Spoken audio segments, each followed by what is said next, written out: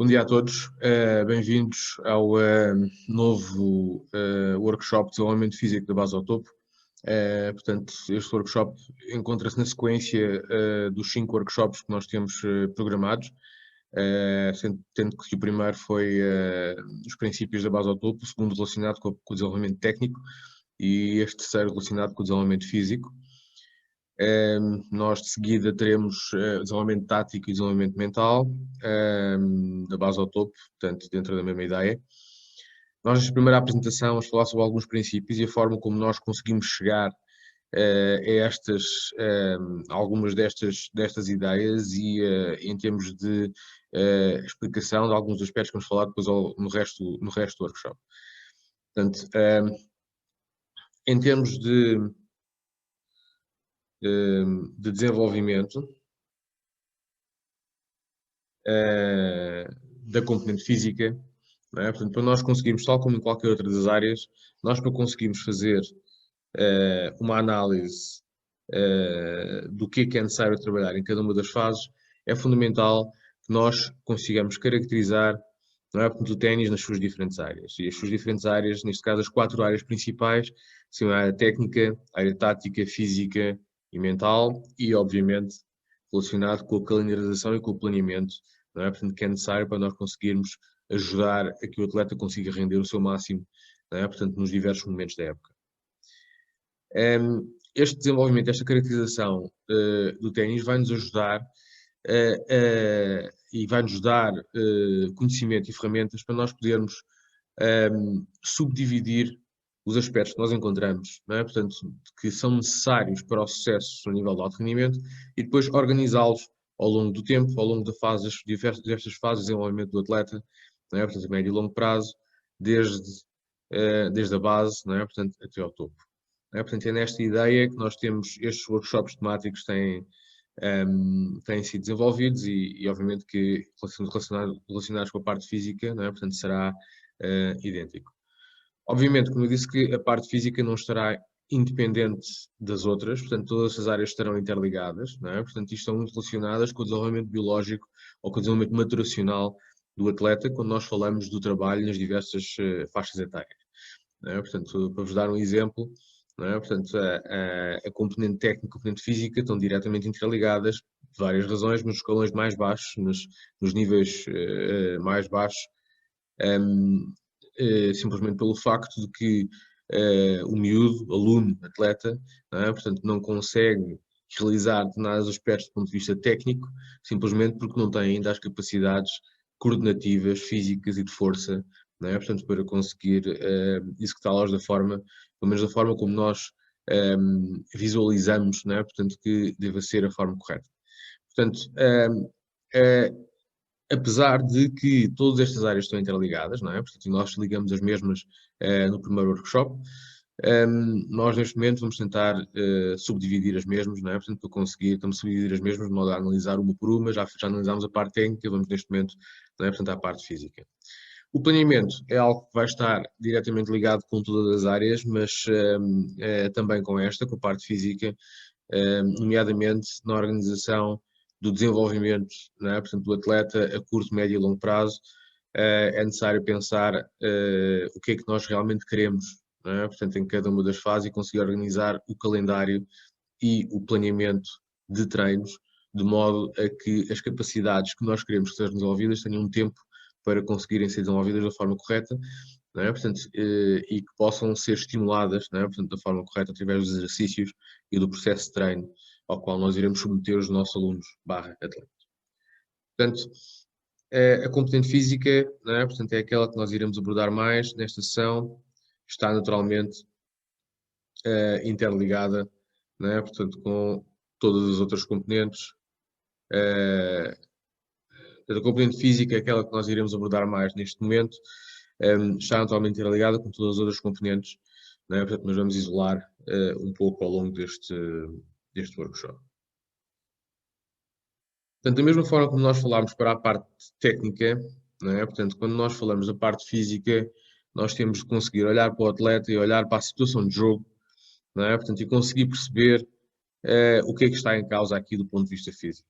não é? Portanto, que tipo de capacidades dentro das que nós conhecemos é que são necessárias para que o jogador consiga ter sucesso, não é? Em níveis mais altos de rendimento, e sabendo quais é que são essas capacidades, não é? E de que forma é que elas se manifestam, vamos então elaborar um plano e um plano de trabalho, não é? Portanto, a médio e a longo prazo, de modo a conseguir maximizar estas mesmas capacidades junto do jogador, ou junto do grupo, não é? Sobre o qual está a nossa responsabilidade. Portanto, há uma série de aspectos relacionados com o mesmo, alguns do ponto de vista coordenativo, não é? Portanto, não só a coordenação ao nível dos membros inferiores, para capacidades como split step, como passos cruzados, como, não é? Portanto, qualidade dos passos atrás, apoios e qualidade dos apoios, não é? Portanto, algum trabalho de pliometria, não é? Portanto, e de força reativa, não é? Portanto, que é necessária, uma das capacidades bastante importantes, não é? No caso do ténis, energia elástica na preparação, não é? De praticamente todos os batimentos e a utilização para conseguir acelerar mais a cabeça da raquete. O trabalho ao nível do core, para estabilização, não é? Portanto, do corpo em movimentação, e conseguir transferir energia de forma eficaz, não é? Portanto, de baixo, desde as pernas, desde o solo, digamos assim, até à raquete, até à extremidade da raquete, não é? Portanto, as capacidades coordenativas para conseguir fazer essa ligação, as capacidades de resistência, não é? Portanto, nós conseguimos saber qual é a duração dos pontos, qual é que é a distância percorrida, não é? Pelo atleta dentro de cada ponto, nós conseguiremos naturalmente ter uma intervenção melhor do ponto de vista do desenvolvimento dos aspectos relacionados com o trabalho de resistência a médio e longo prazo, dos diversos tipos de resistência, depois vamos falar isso melhor na nossa sessão sobre a resistência. Não é? Portanto, todos estes aspectos, não é? Portanto, são importantes caracterizar, de modo a que nós realmente consigamos ter um panorama, não é? Portanto, uma imagem real daquilo que realmente queremos a médio e longo prazo. E dessa forma, não é? Portanto, planear o seu desenvolvimento em todas as áreas. Não é? Portanto, nós vamos ver isso mais à frente, mas nós sabemos que, por exemplo, os aspectos coordenativos, não é? Portanto, são mais facilmente trabalhados em fases precoces, até aos 10, 11 anos de idade. Né? Portanto, nós sabemos que tudo que está relacionado com questões técnicas são questões coordenativas. Portanto, significa que o trabalho, não é? Portanto, dentro dessa idade, não é? Portanto, terá uma maior eficácia em termos de retenção e em termos de aprendizagem. Né? Sabemos também que os movimentos finos normalmente estão mais disponíveis e são mais trabalháveis a partir dos 7 anos de idade. Portanto, ou seja, será entre os 7, 8 anos e os 10, 11 anos, não é? Portanto, o período central em que nós vamos focar no desenvolvimento das capacidades coordenativas que vão ter influência na técnica. E dessa mesma forma é o período em que nós temos de nos focar naquilo que vamos precisar mais à frente, criar os pré-requisitos, não é? Portanto, criar a base toda de modo a consigamos depois desenvolver os aspectos, não é? Em fases mais avançadas de desenvolvimento místico, não é? Portanto, do jogador. Portanto, esta caracterização do ténis, não é? Portanto, como vimos, é extremamente importante e pode ser feita de diversas formas. Alguns dos instrumentos, não é? Portanto, nós temos para caracterizar o ténis, portanto, um deles está relacionado com a análise com câmaras de alta velocidade de todos os movimentos. No fundo, é a imagem que eu vos acabei de mostrar, não é? Portanto, é uma câmara de alta velocidade que acaba por filmar de forma a que nós consigamos ter uma análise detalhada de tudo aquilo que se passa ao longo do movimento. Isto, neste momento, pode ser feito com situações mais avançadas, com fatos que vão ajudar, não é? Portanto, à análise dos diversos movimentos, diversos batimentos, no passado, não é? Portanto, com bolas para ajudar a limitar as articulações, para nós percebermos a velocidade de cada segmento, etc. Não é? Portanto, a tecnologia foi avançando e neste momento os fatos conseguem nos dar isso e até algumas câmaras sem fato, não é? Portanto, conseguem nos dar instrumentos que do ponto de vista prático, não é? Portanto, são muito interessantes para nós conseguirmos fazer uma caracterização de diversos aspectos do ténis. A análise de participação muscular através de eletromiografia, isto para nós sabermos exatamente o que se passa ao nível do músculo, não é? Portanto, nós, obviamente, só pela análise do movimento em si, nós conseguimos ter a ideia de quais são os grupos musculares e trabalhar mais ou menos, porque já há vários estudos nessa área, não é? Portanto, relacionados com a movimentação segmentar, de modo geral.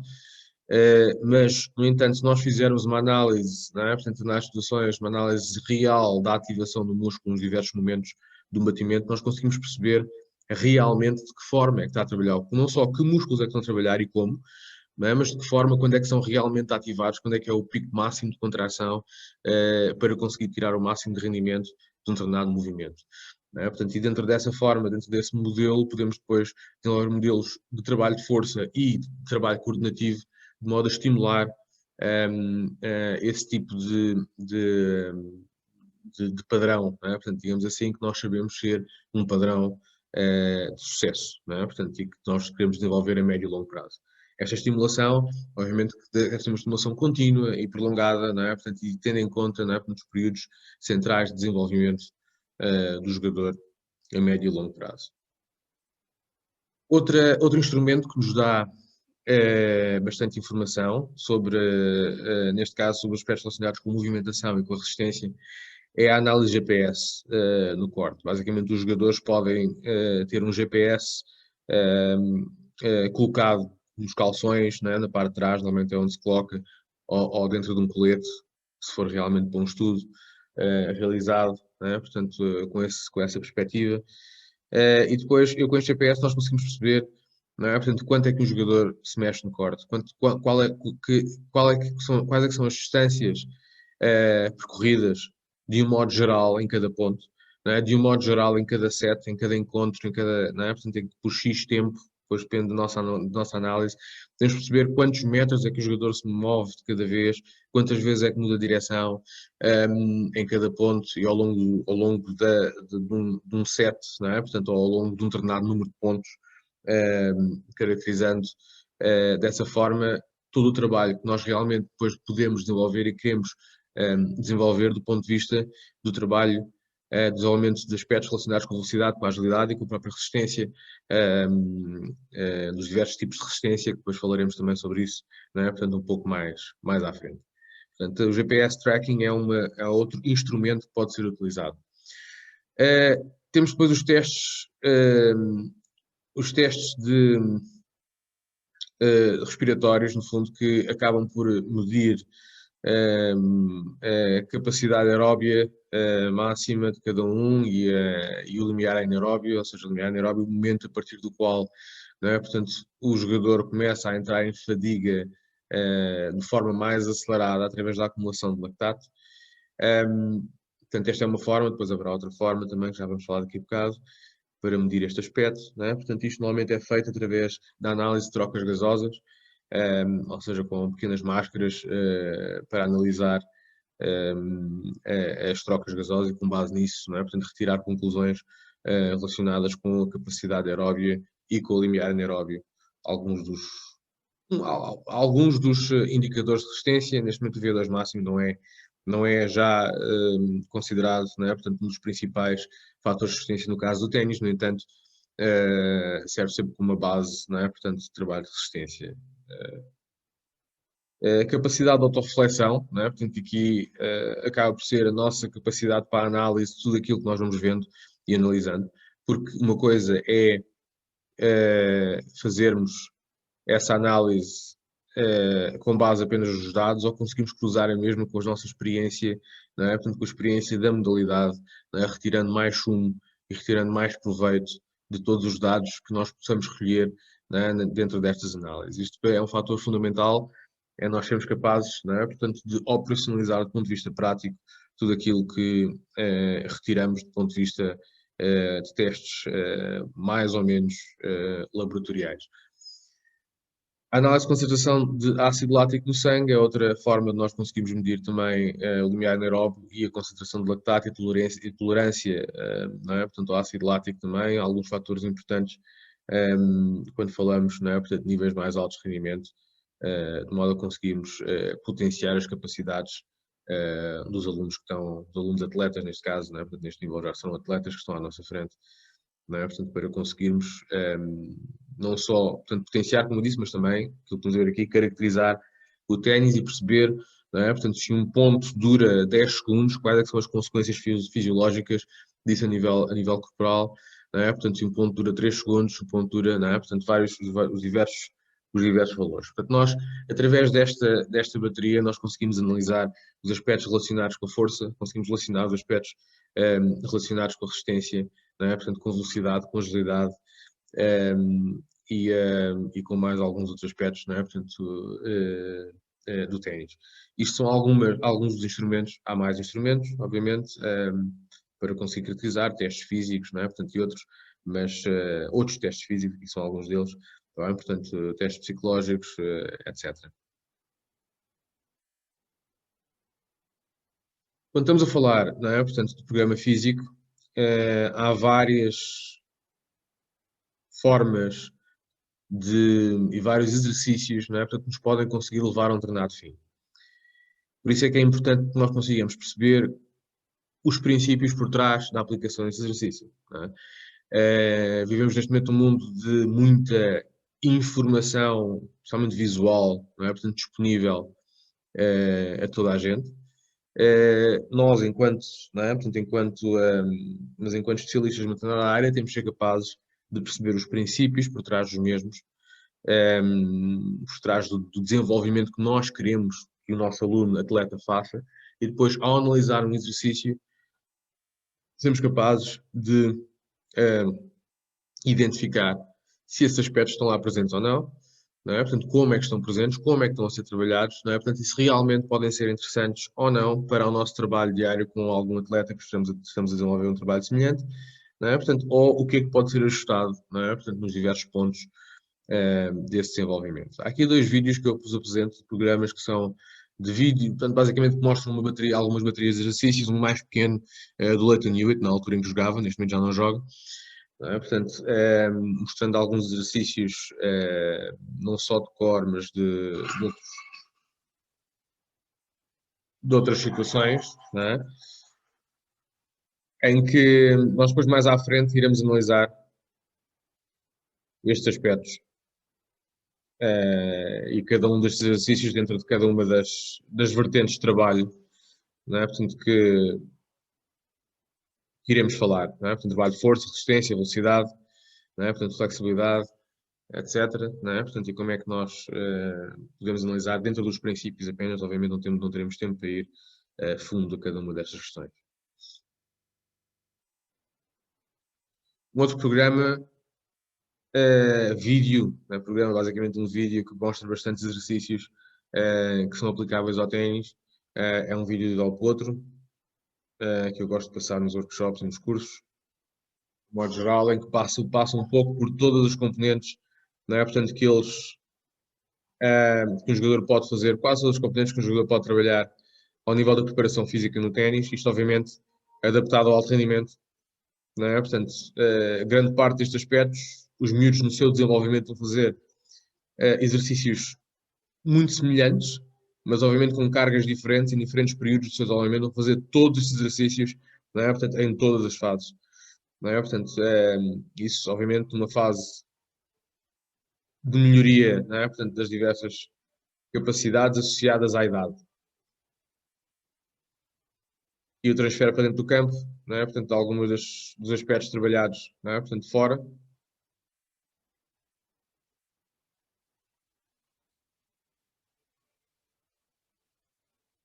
Trabalho pliométrico, counter movement, estabilização na omoplata, pliometria com trabalho posteriores ao nível do ombro, também, de um lado e do outro. Não é? Portanto, trabalho de estabilização do core, potência ao nível dos membros inferiores, potência ao nível do trabalho abdominal, tanto frontal como lateral. Novamente, pliometria de baixa e de alta intensidade. Não é? Portanto, trabalho de estabilizadores e coordenação e aqui, obviamente, a recuperação. Tá? Portanto, com gelo, não é? Portanto, a crioterapia na parte final.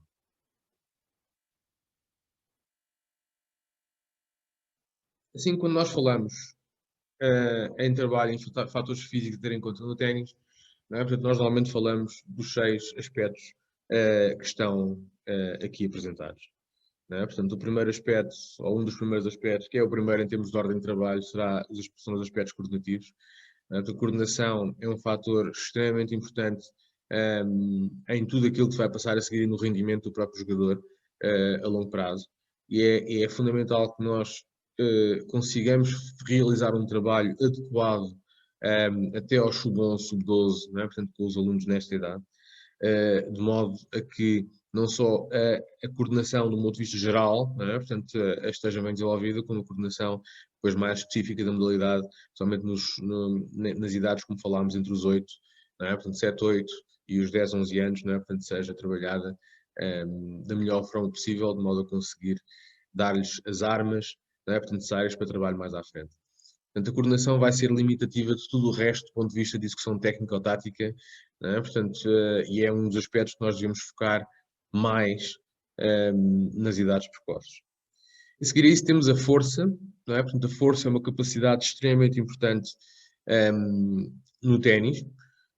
Quando falamos de força, a força engloba muita coisa, não é? Portanto, há vários tipos de força, que iremos falar também quando falarmos sobre força, não é? Portanto, há uma força mais resistente, há uma força mais estática, há uma força que nós chamamos de força máxima, há força explosiva, não é? Portanto, depois os termos de terminologia também falaremos um bocadinho melhor mais à frente.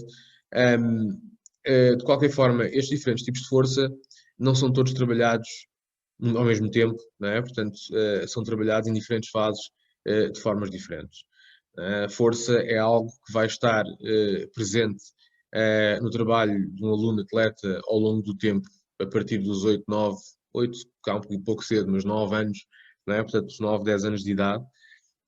Mas, no ponto de vista de trabalho real, não é? Portanto, um pouco mais específico de força, obviamente que em qualquer movimento que eles executam desde que começam a jogar ténis, desde que andam, a força está presente. Não é? Portanto, mas em termos de trabalho real, não é? Portanto, a partir dos 9, 10 anos, e iremos começar, obviamente, com um determinado tipo de trabalho mais baseado em peso do corpo, em elásticos, não é? Portanto, em outras coisas mais simples, e depois esse trabalho irá se desenvolvendo ao longo do tempo, passando depois para um trabalho mais de construção, não é? Portanto, do atleta do ponto de vista muscular, e depois a seguir a isso de uma explosividade, aumento de explosividade para conseguir haver um determinado ganho de potência.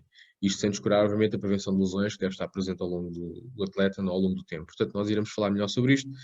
A flexibilidade é uma capacidade que, na realidade, não irá contribuir de forma decisiva para o rendimento, irá contribuir sim, e isso é extremamente importante, para a prevenção de lesões do jogador, e pode contribuir, obviamente, para alguma amplitude articular e para, não é? Portanto, mas de um modo geral, aquilo que nós sabemos é que a flexibilidade, a questão central da flexibilidade está na manutenção do jogador livre de lesões, especialmente alguns grupos musculares principais, que nós iremos falar, iremos ver isso quando falarmos, não é? Portanto, sobre a flexibilidade mais à frente.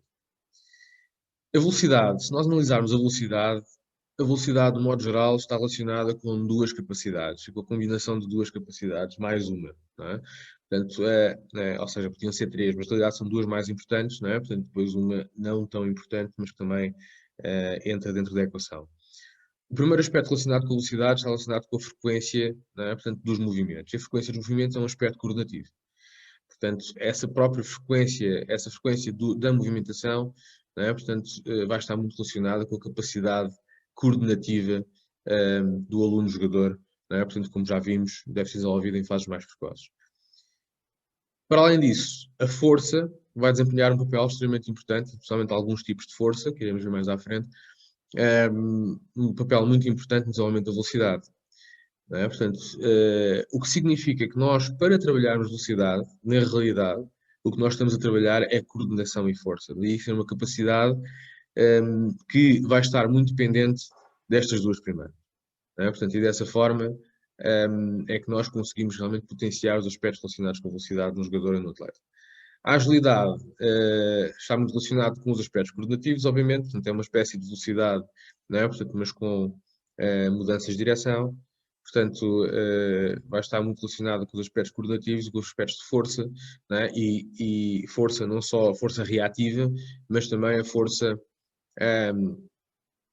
máxima, não é? Portanto, que vai permitir com que o jogador consiga realmente travar de forma melhor, criar um teto maior para conseguir realizar travagens mais potentes, não é? Portanto, mudanças de direção com maior facilidade naquilo que diz respeito à movimentação relacionada com a agilidade.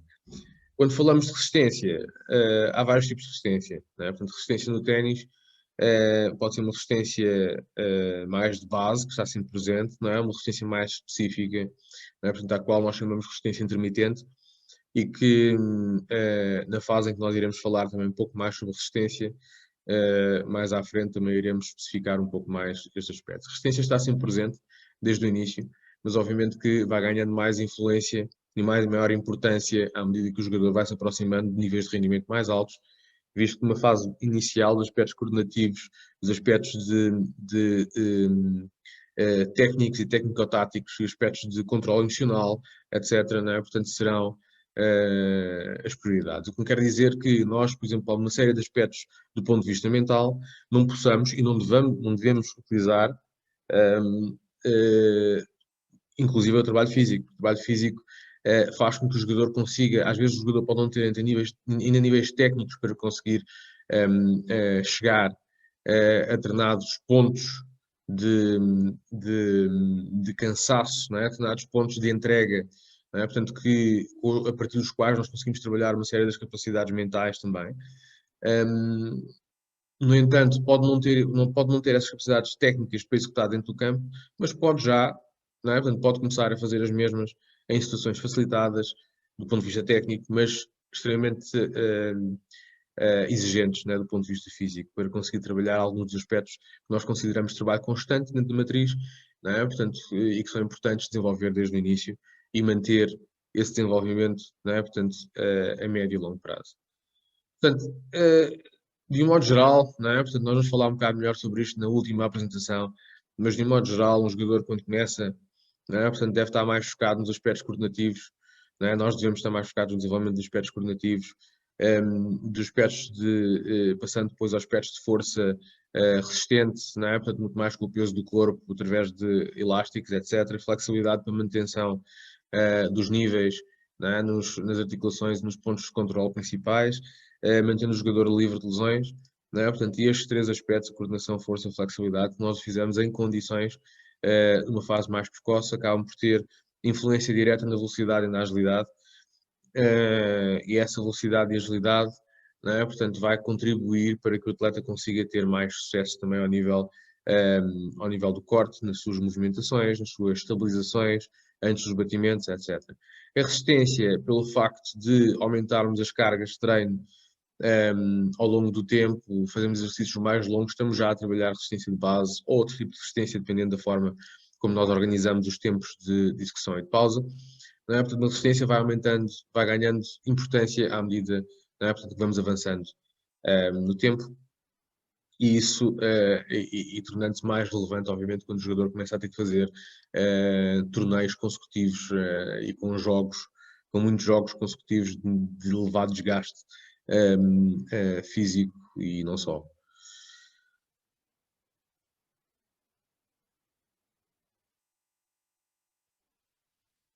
A questão central aqui não é a importância de cada uma destas capacidades, não é? E dos fatores físicos, destes fatores que estamos a analisar, mas sim quais é que são os fatores prioritários, não é? Portanto, em cada uma das fases de desenvolvimento do jogador, de acordo com o seu desenvolvimento físico, não é? Portanto, e nutricional ao longo do tempo. Não é? Portanto, e esta é a questão central no desenvolvimento de qualquer área que nós estamos a falar, não é? Portanto, neste momento estamos a falar da parte física, mas é aplicável às outras áreas que estamos a analisar também nos diferentes workshops. Um dos aspectos fundamentais que nós veremos um bocadinho no trabalho da força e nas idades, não é? Portanto, adequadas, é obviamente o trabalho de prevenção de lesões. Este trabalho de prevenção de lesões, aqui demonstrado, não é? Portanto, por uma Sharapova ainda em idades mais precoces,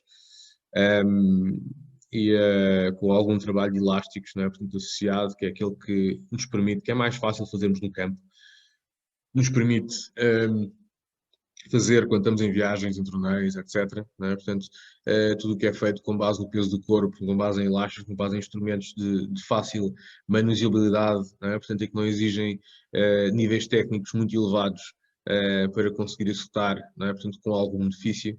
Não é? Portanto, é por onde nós devemos começar E são trabalhos, é um tipo de trabalho que vai se manter com o atleta ao longo da sua carreira praticamente toda, depois com ajustes, obviamente, em termos de nível de intensidade, em níveis de graus de dificuldade, etc. Mas é algo que eu costumo dizer que começa aos 9, 10 anos e continua, não é? Enquanto o jogador estiver no percurso competitivo. Obviamente temos de arranjar formas de fazer isto de uma forma mais, de formas que sejam interessantes e que vão representando desafios, não é? Portanto, aos jogadores que estão à frente, aos nossos alunos, aos nossos atletas, mas é algo, não é? Portanto, que vai ter que ser trabalhado desde o início, e que é um dos aspectos, provavelmente o aspecto mais importante do trabalho físico, a médio e longo prazo. Se um jogador, mesmo que não ganhe muito do ponto de vista de potência, do ponto de vista, não é? Portanto, de acelerações, etc., se ele se conseguir manter livre de lesões, não é? Portanto, pelo menos aquelas lesões que nós conseguimos controlar relacionada com os equilíbrios musculares, com a flexibilidade, não é? Portanto, com o trabalho de força de base, de modo a que tenha, não é? Portanto, tenha estrutura para suportar as cargas de treino em corte.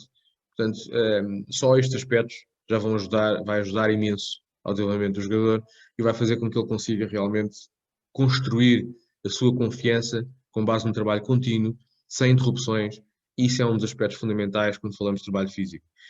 Muitas vezes há tendência para tentar maximizar os aspectos relacionados com a performance do jogador, descurando um pouco os aspectos relacionados com a prevenção de lesões. Não é? Portanto, e isso, como consequência, normalmente criam pequenas mazelas e pequenas lesões que o jogador vai ter sempre que ter que parar por períodos relativamente longos. Eu digo relativamente longos, uma semana, mais do que uma semana, não é? Parar 1, 2, 3 dias para recuperar, isso é normal em qualquer situação, não é? Pequenos toques que há aqui e ali. Agora, quando o jogador tem que parar mais do que uma semana, 1, 2 semanas, obviamente que isso vai ter repercussões do ponto de vista não só físico, mas também psicológico e ao nível da confiança, não é? Portanto, acima de tudo, do jogador nos seus processos de treino e nos seus batimentos, no seu ténis, etc. Portanto, este é um dos aspectos fundamentais quando falamos de trabalho físico, não é? Portanto, está relacionado com a prevenção de lesões. Nós iremos ver alguns exercícios e alguns modelos nas próximas apresentações que, não é? Portanto, que vão abordar esta temática, focando nos pontos mais fulcrais, digamos assim, do desenvolvimento e da manutenção de um atleta livre de lesões. Nutrição e hidratação, né, daqueles aspectos que têm de estar também desde a base. Este não será nosso foco durante este workshop. No entanto, não queremos deixar de referir, porque vão estar naturalmente diretamente relacionados com o trabalho físico que é feito. Não é? Portanto, há regras básicas. Nós te ensinamos a fazer um workshop sobre esta área online também mais à frente.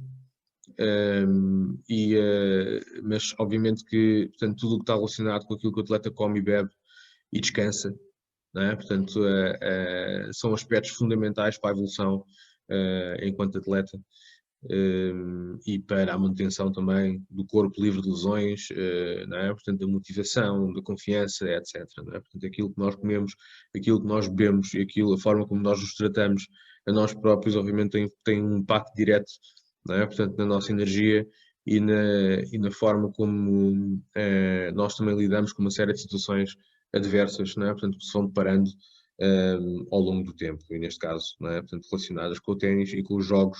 Portanto, é um aspecto fundamental a ter em consideração e, como eu disse, iremos fazer um workshop mais à frente, não é? Portanto, sobre esta temática. A capacidade de sacrifício, não é? Portanto, é algo que nós podemos relacionar à componente física.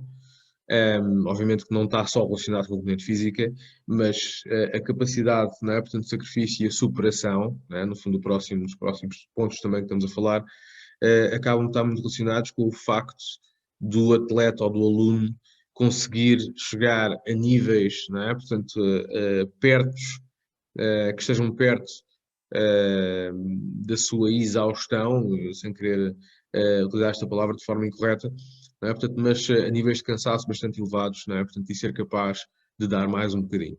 Isto, obviamente, não pode acontecer de forma constante, porque se acontece de forma constante, nós podemos entrar em uma situação de overtraining, uma situação de sobretreino, não é? Portanto, em que estamos a puxar demasiado pelo jogador, e isso pode ter consequências muito más e nefastas, não é? Portanto, não só para a carreira, mas até para a saúde do próprio atleta.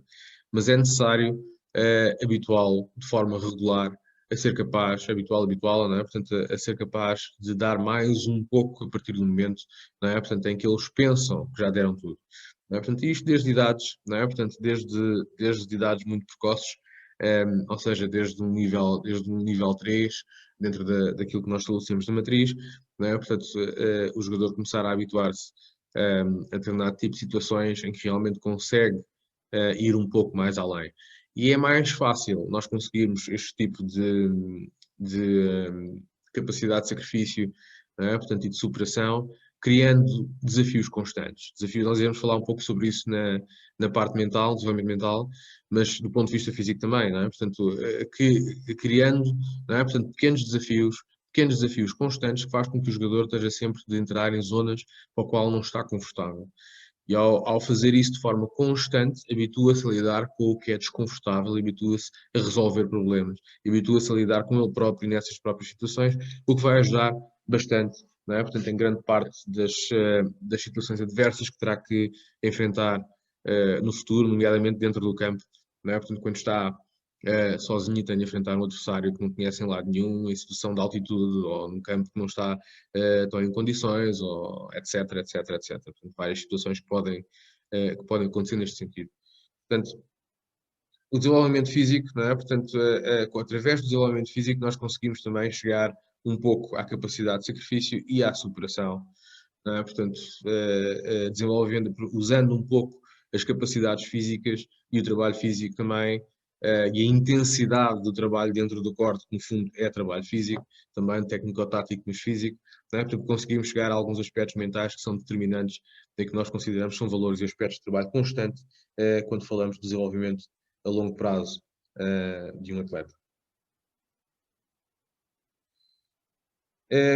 Através daquele mesmo trabalho, o trabalho, não é? Portanto, físico de base, conseguimos também, e dos desafios do ponto de vista mental, como disse, que vamos falar mais à frente, não é? Portanto, conseguimos também desenvolver uma capacidade que está relacionada com o desenvolvimento a longo prazo, que é a humildade. A humildade é a capacidade para manutenção da intensidade de trabalho, não é? Portanto, ao longo do tempo. A humildade vai estar muito relacionada com a ética, no fundo, de trabalho, não é? Essa manutenção da intensidade ao longo do tempo pelos diversos atletas, pelos alunos, não é? Portanto, que vai estar muito relacionado com a sua forma de pensar. E essa forma de pensar vai ser pode ser potenciada através de um trabalho físico também de qualidade, não é? E conseguindo fazer o transfer de alguns aspectos de superação física para a superação mental, não é? Portanto, e obviamente que um atleta que está mais bem preparado fisicamente também vai conseguir manter essa intensidade,